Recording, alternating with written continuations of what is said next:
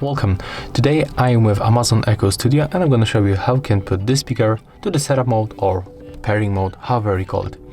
So in the normal cases, it's supposed to look like that.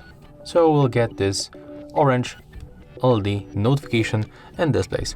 But in my case, it turns red. And how we can fix it? So if everything is fine with your speaker, all you have to do is simply click and hold this button right here for a few seconds, click and hold.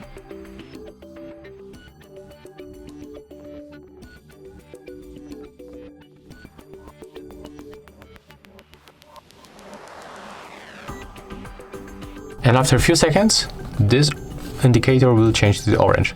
But as you can see, in my case, it's not working. So how we can fix it? We have to click and hold this button and this button together, at least for the 15 seconds until we reset our device. So let's make it right now. Click and hold both buttons and keep holding. Now in setup mode. Okay, follow the instructions right now in your Alexa we app. can release the buttons.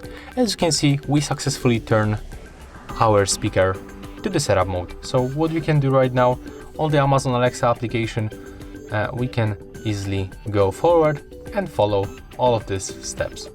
So that's all. If you find this video helpful, remember to leave a like, comment and subscribe.